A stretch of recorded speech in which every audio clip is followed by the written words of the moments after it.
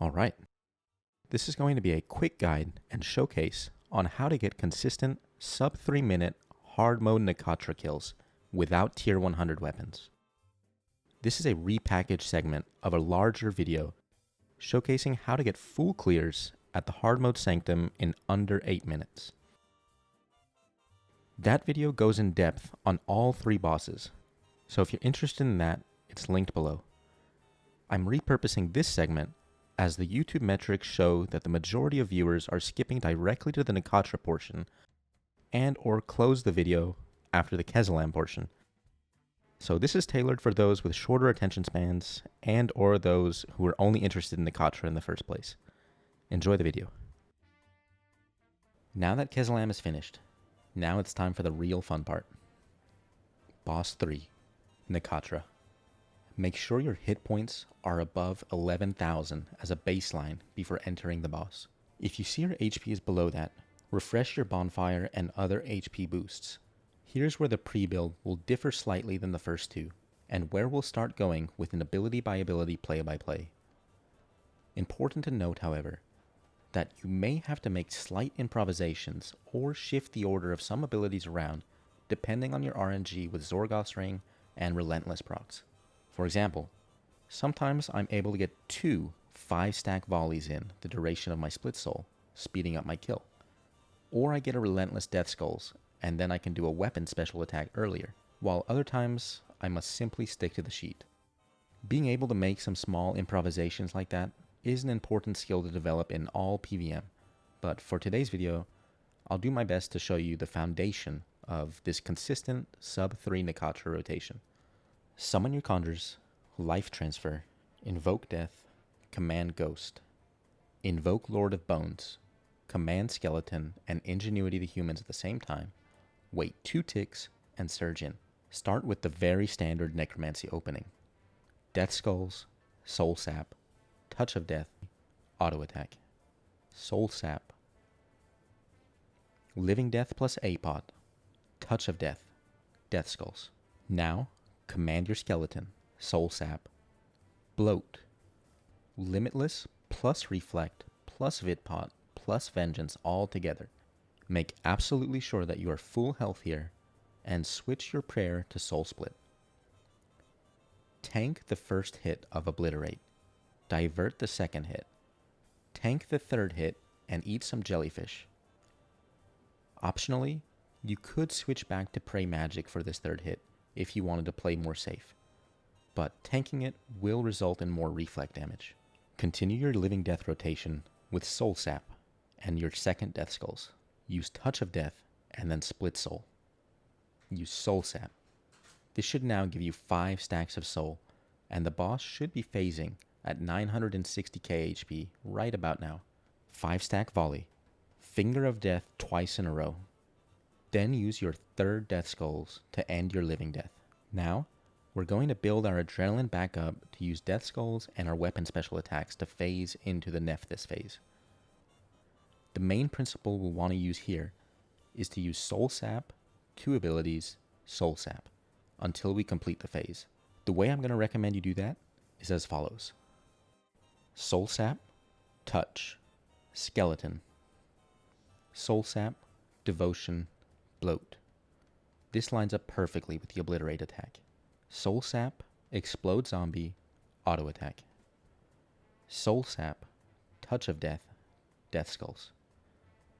Soul Sap, Volley, tier 95 special attack.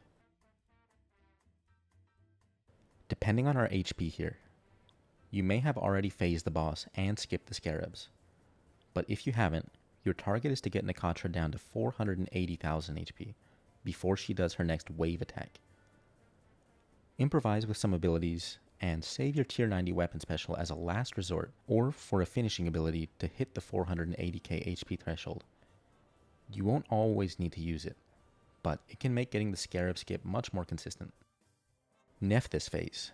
We don't have to be extremely precise with our ability order here, so rather than that, let me share with you the main principles of this phase and what our big objectives are. After phasing Nakatra, equip your Excalibur to delete your conjures, then summon new conjures. We're not going to kill both Nephthys in a single cycle before she heals them, so we're going to kill the first one while building a lot of stacks that we'll use for the second. You want to use Invoke Death, Bloat, and a Skeleton on the first Nephthys, while also building as many stacks of Soul and Necrosis as you can. When surging over to the second Nephthys, I find this to be the best time to command my Ghost again. Similar to the first one, we'll use Invoke Death and Bloat, now followed by a 5-stack volley to kill this Nephthys quickly. Finish it off with a couple basic abilities, then target Nakatra. We're going to try and get in a little pre-phase damage on her before going into the Shadow Sands realm. The timing on this is important. Nakatra will be immune to damage if not timed properly. If you time this right, you can get 3 damaging abilities off and extend your conjures at the end of it. I like to think of this timing as hitting my ability right as the Nephthys is at his highest point in the air during his death animation. Once he hits his zenith, you want to use Finger of Death, tier 90 weapon special attack, and a soul sap on Nakatra. Of course, if you are very lucky with Sorgoth's Ring, you could substitute one of those abilities for a 5-stack volley, but this 3 ability combo is very reliable otherwise. Finger, tier 90, soul sap, and then life transfer. Now you'll be sucked into the Shadow Sands realm. The rotation you'll use in the Shadow Sands realm largely depends on your adrenaline and if you really want to juice for a PR or not. I'll tell you that the fastest rotation would be to do something like Threads of Fate, Soul Sap, Volley on the Salawaz, and then exit as soon as possible. And if you were to follow that, it's also debatable if you want to use Invoke Death right before you use Threads. I personally only go for this approach if I've entered the realm at a minute 40 or earlier, and I think that I might get a new PR. What I usually end up doing is very consistent and comfortable. I skeleton when I enter, Threads of Fate, Bloat, Soul Sap, and finish with basics.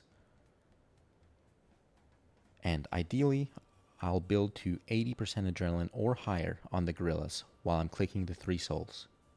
I prefer this approach to the speedier strat, simply for the comfort of it. I go into the final phase with full adrenaline and full soul stacks, and it makes the final phase very relaxed. You'll still get consistent sub 3s doing this. Maybe you won't get a sub 245, but personally, this is what I recommend. Important to note for anyone who's opted to use Majorat and a Reaver's Ring.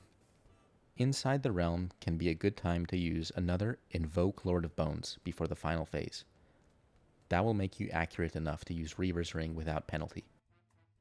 The final phase, the dreaded 1 cycle. A lot of people find this very daunting, but with this method, it's crazy consistent. Do 1 ability upon exiting the realm, ideally something that builds stacks if necessary.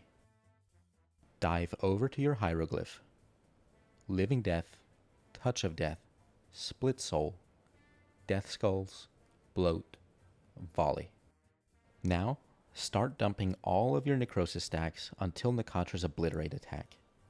Usually, I can cast my second Death Skulls and 1 finger just before this happens. Keep Soul Split up, Vitality Potion plus Vengeance plus Limitless plus Reflect.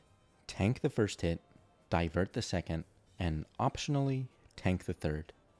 It's probably safer to pray magic for the third, and to tell you the truth, I usually do that on my Iron Man, since I won't have the luxury of a Reaver Scroll healing me. But it is more damage if you can tank the third. This is where I've often chosen to eat my Juju Gumbo to tank that third hit, and to fish for a final Godbook proc. The divert was super important, as now it will allow you to tier 95 special attack, tier 90 special attack, and Death Skulls again, if you need to. Now you can just finish the boss with any of your remaining strong abilities. Congratulations! If you followed this guide, you've successfully performed a Scarab skip 1 cycle hard mode Nakatra in under 3 minutes.